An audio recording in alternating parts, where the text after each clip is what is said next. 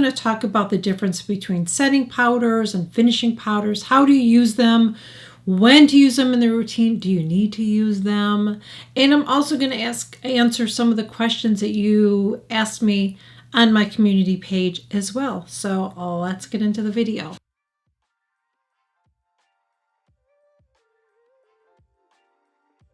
So let's talk about powders. There's setting powders and there's finishing powders and there's blurring powders. What's the difference? Well, a setting powder is going to set your foundation. You can use this. This is from Laura Mercier. This is a setting powder. So the reason why setting powder is important for some people, I don't think everybody has to use it, but for some people it is, especially when you have oily skin, is that once you put your foundation on, if you put a blush over it, sometimes it can move around, okay? So when you put a powder on top of that liquid foundation, it's going to set it, so then when you put your powder products over it, it's not going to move your foundation around. Now, if you have dry skin, you don't have to use a powder, okay? You really don't. You can go ahead and if you have dry skin, you're most likely to wear cream products and liquid products. Now, this is how I did it today because I'm wearing all cream products, but I have a powder on. I put a setting powder on. Actually wore a finishing powder too. So when I put my foundation on, I went ahead and I put my bronzer on, and then I put my blush on, and then I didn't want to put a powder on top of the areas I wanted to be glowy, so then I just put powder here, kind of around that. I don't want to set it all, okay? But when you're using powder products, so you don't want to, I don't personally like to put a powder on foundation and then put cream products on because I just feel like they don't blend out really well. I know some people do that, but I just don't like to do that. I really like to powder around it if I'm using creams. But again, if you have dry skin, you don't have to use a powder. If you really feel like you want to use a powder, then what you can do is you can use one that's hydrating. You can look for specific powders that are more hydrating if you want to use a powder. That's what a setting powder does. It sets your makeup. And I personally, once I put my makeup on, I shared this before, once I put my makeup on, I don't powder over it, I used to do that, but it just, once my makeup is on, it's on. I don't mess with my makeup. So a finishing powder is what you would put on after you do all your makeup, and you don't have to do it, but what it's going to do is it's going to blur. So if you have some texture maybe in here or on your chin or wherever, you can put a finishing powder on your forehead or whatever. And that's what I did today. I put a little bit on my forehead, I put a little bit here, and I put a little bit on my chin. It's not going to help to keep your foundation on. It's not going to prevent any shine going through if you have oily skin. It is just going to blur and soften your face because it's a very, very finely milled powder. A blur powder to me is basically the same thing as a finishing powder. It's going to do the same thing, okay? So blurring powder, finishing powder, both the same thing. You don't have to use it. You absolutely don't have to use it. It's just kind of like a last step. I like to do it sometimes too if I'm wearing a blush and I feel like maybe I put too much on that looks really harsh around the edges. Then I will take a finishing powder with a fluffy brush and I'll just kind of go over those areas on the outside, and it just softens and blurs the look of the lines. Another thing that I will do with a finishing powder sometimes is if I kind of don't like the way my eyeshadow looks, maybe I want a little too harsh on a color, then I will take a finishing powder like this one, Charlotte Tilbury. This is actually what I use under my eyes to set my eyes to. It's a finishing powder. I know. We'll talk about that in a second too. So I will use this on my lids to kind of soften up a look if I feel like I've gone too harsh on a shadow. This is a finishing powder. It's not really a setting powder, but I like to use this to set my under eyes. I do. I don't like to use anything like a regular setting powder because for me, a setting powder under your eyes can be very, very heavy when you have mature eyes. There was something that happened on TikTok, and I have to share it with you guys today because I was like, I was kind of cringing at this woman. I know she was trying to be helpful, but I was kind of like cringy, okay? So she was sharing, which I haven't used in a while, but I love it. The Makeup Forever finishing powder. I love that. I repurchased that for a while, and then I didn't because I have so many powders right now. But I love that one, okay? And there was a mature lady on there that was showing how she sets her under eyes with it, and she loves it because really it's the same as using this, okay? And she was sharing that, and so somebody else was, like, oh, that's a great idea. They did it. So then this lady's like, well, I worked for Makeup Forever, and you're not really supposed to use it that way. So what you're supposed to do is you're supposed to set it first with a powder, and then you go over it. Well, that's great, honey. You don't have mature eyes. Again, you're somebody that's younger. This is a mature lady that's sharing what works for her. So it was kind of cringy because it's like she was kind of like she's trying to be helpful, and it's like, no, you're not. You really were like calling her out and just basically saying you don't know how to use it. This is what you do. No. When you have mature eyes, you don't want to put heavy powder under there. And even using a powder puff, I can do it sometimes. Not this one. I don't have my Beauty Blender. I do like the Beauty Blender one, but I'll just pretend. Sometimes I have taken a powder puff and done this, but I have to be very careful doing that because even with this powder, it can be very, very heavy under my eyes. So just keep that in mind. But it's like I've seen other makeup artists use this under eyes, and I've seen other makeup artists use the other thing under eyes. When you have mature under eyes, you get it. That's the whole thing that I just had to share that. I've shared that before, it's like until you have mature eyes, I don't care if you worked for the company, I don't care if you're a makeup artist, okay? Until you have mature skin, you don't get it. You don't. You will someday, but you don't get it. That's all I'm gonna say. I just was like, ugh. Like, you're not really being helpful. It's kind of like you were being like kind of rude to this lady, like calling her out. Like, instead of like doing that and like sharing her video and almost shaming her, maybe instead what would have been a better idea is just say, this is a great powder. I'm going to show you how to use it. You can use it in your eyes, but blah, blah, blah. You know what I'm saying? The same. That's all I'm saying. Okay, so I had some people asking me questions.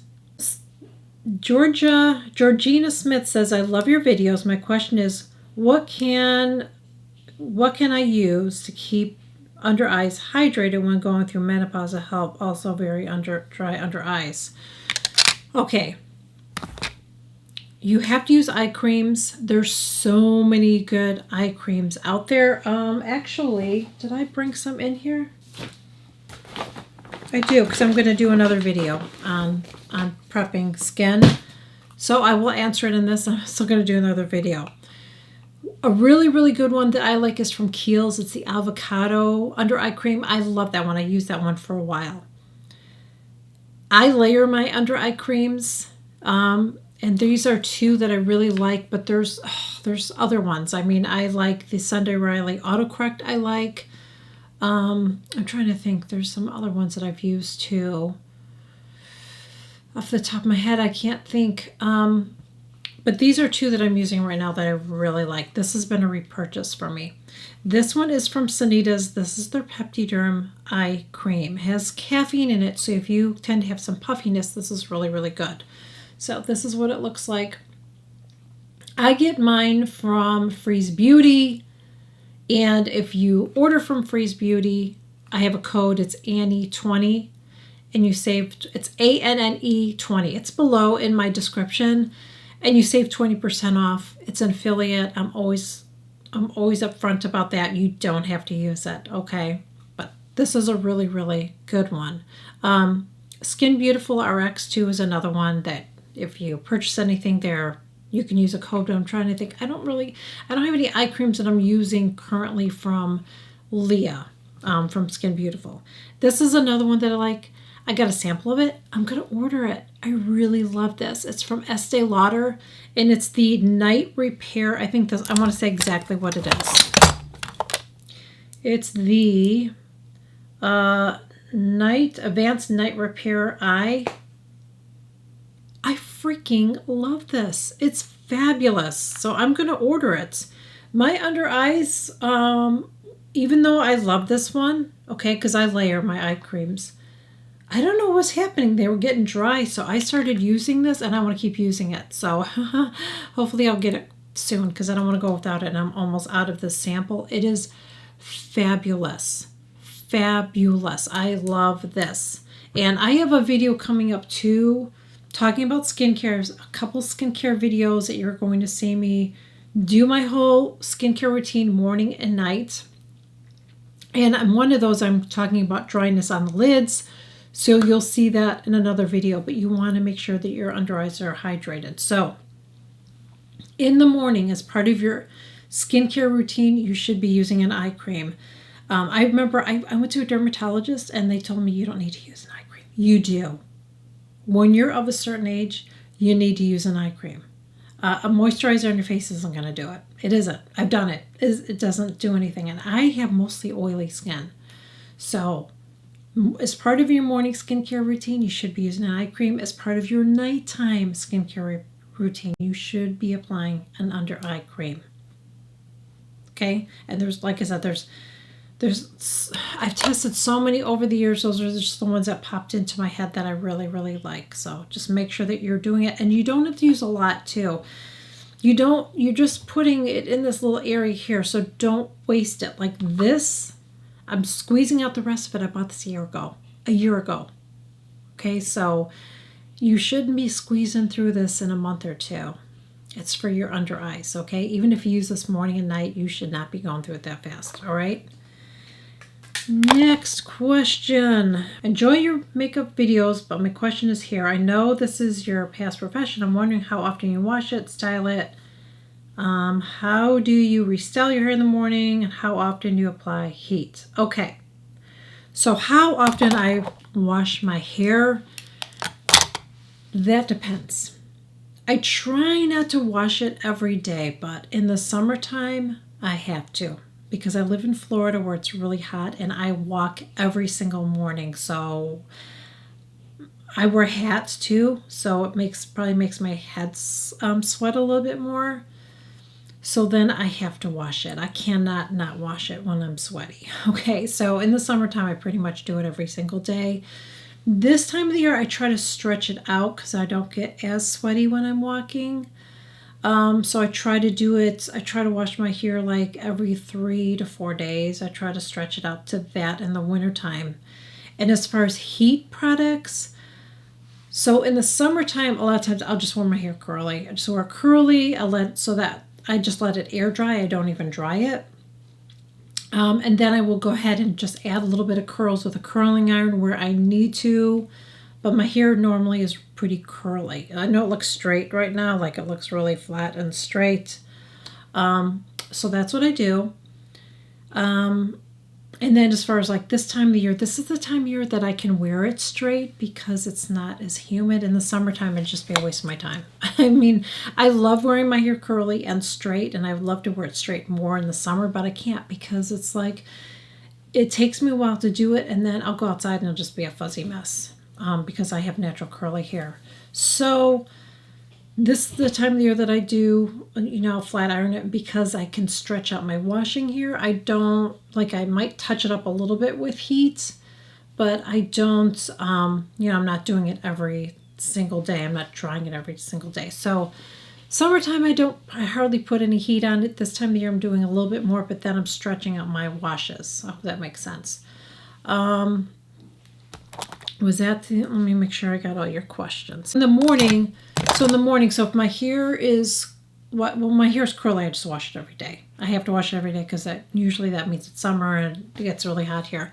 But this time of the year, like when I wake up in the morning, especially like if I pull my hair back, even if it's straight, if I pull it back, it'll just like kind of look goofy because my hair was back. So then I will just go ahead and do just flat iron it. Now today, I didn't feel like doing my hair, so I don't know what I'm gonna do because I didn't do anything. I washed it this morning and I just put it in my little my French pin that I've shared with you guys. Can you see it? So I just put it up. It's still a little bit damp, And you can kind of see my hair's curly. But that's all I do. That's it. I stopped coloring my hair. I feel like it's been 2 years now that I stopped coloring my hair. I don't color my hair. I know people ever like don't believe me. Like I don't color my hair. I don't know what to tell you. I don't. I say that because people like. I told my hairstylist, I'm like, people can't believe that I don't color my hair, and she laughed. I'm like, because I don't color my hair. The reason I stopped coloring my hair is this. My hair was like a broom 2 years ago. My hair was so bad. And I feel like it's the water here. And it was getting my hair colored because I was getting it highlighted and low lighted. And I was going I tried to stretch it out, but it just got so bad. And I'm good. Like I get my hair trimmed every 6 to 8 weeks because I'm trying to grow my hair out. I want it a little bit longer. I don't want it really long, but I do want it longer because I want to be able to wear it up a little bit more than this. And then I want to be able to wear it down and do curly and just do different things. Like I just want to be able to do it different ways, okay? So I do get it trimmed often, but my hair got so dry from the water here because we have really hard water. Florida water is really, really, especially here, it's really hard water. We just got a water softener, I can't remember how many months ago. It's made an amazing difference in my hair. I mean, my hair is actually shiny. Look how shiny my hair is. Look at it. Like my hair is shiny now. It wasn't like that a year ago. My hair is like done its complete turnaround. Like it feels like hair. It feels silky smooth. It's just amazing the turnaround my hair has had. But yeah, I don't color my hair anymore because of that. The only reason I was doing it is because I liked having like different dimensions in my hair, instead of just this color. But it is what it is. I'm not coloring anymore. I don't want to do it. I understand why people that want to grow their gray hair out and don't want to color their hair. I totally understand because it's like your hair feels so much healthier when you don't put color on it. And that's coming from a hairstylist, so I get it. Our hair, I feel like as we age, our hair changes. So it's really, really important to take care of it. Something that I do too once a week is I use a detox shampoo. And I use the one from, I'll put it up here because I know I'm not going to say the name of it right. I will put it up here, but I use that once a week. I don't do any deep conditioning. I haven't. I ran out of my deep conditioner, but sometimes I'll do that. And the hair products that I'm using hair products from LolaVie. I use the shampoo. I use the conditioner. There is one. Let me go get it. There's a hair product that I just started using. I'm going to share it with you. It is freaking amazing. Let me go get it. This is the detox shampoo, by the way, that I get. I don't know how you pronounce it. So that's what I use. And by the way, I bought this about a year ago. I still have plenty left because you're only doing it once a week.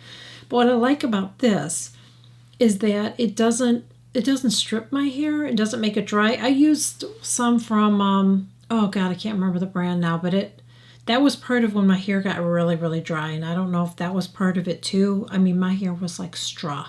It was just terrible. This stuff is fabulous because it detoxes your hair, and what that means is when you're using products that have silicones in it, which I'm going to show you a product that is silicone, okay? And that's partly why my hair looks shiny. It's silicones, okay? Anytime you use a product that has silicones in it, silicones are going to get built up on your hair. And if you don't get it off, then what's going to happen, your hair is going to get dry because your conditioner isn't going to penetrate into your hair. So then it's going to get really, really dry. And that could have been what happened. I don't know what happened with my hair.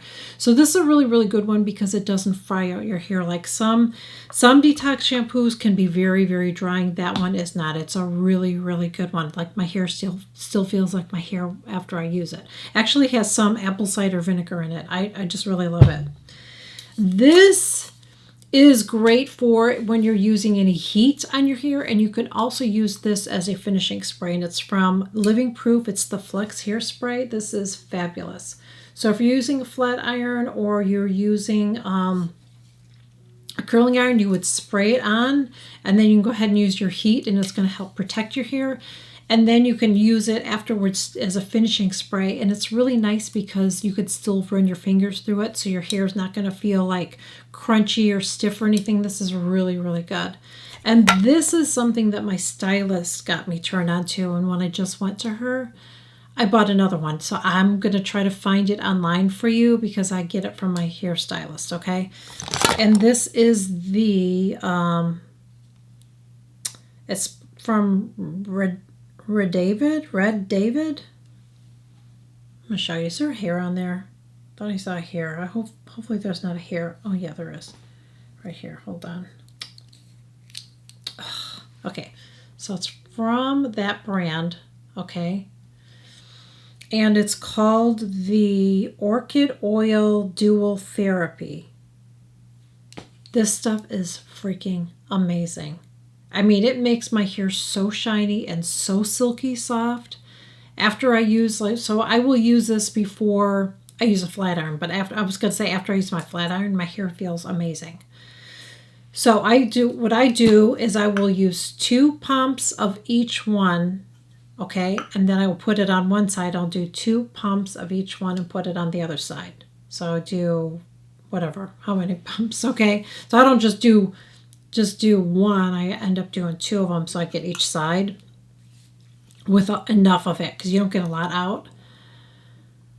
It even smells amazing. It smells amazing and it's just so freaking good, this stuff. Oh my God, I love it. It's just like, I've never used a product like this. I use that Wow product that everybody raves about. I don't like it. I didn't get it. I didn't have like my hair. Look at my hair.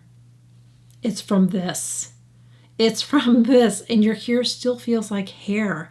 It still feels amazing. It feels shiny. This stuff is amazing. And it seems like they are out of stock of it a lot. That's what my hairstylist said. So I didn't really need any, but when I got my hair cut, I'm like, I need another one because I don't want to run out of it. It's so freaking good. I want to make sure I have a backup. That's how I am when I need my back. When I really like something, I need my backup. So that is it. I hope that you guys enjoyed this video. And if you have any other questions, leave it below. I'll answer it, or maybe I'll answer it in another video like this. You know, maybe I'll just do like a question and answer, you know, and answer your questions that you guys have instead of in the comments. I might just like it and then just do it in another video. So thank you guys so much for joining me, and I will catch you guys all in my next video. Bye.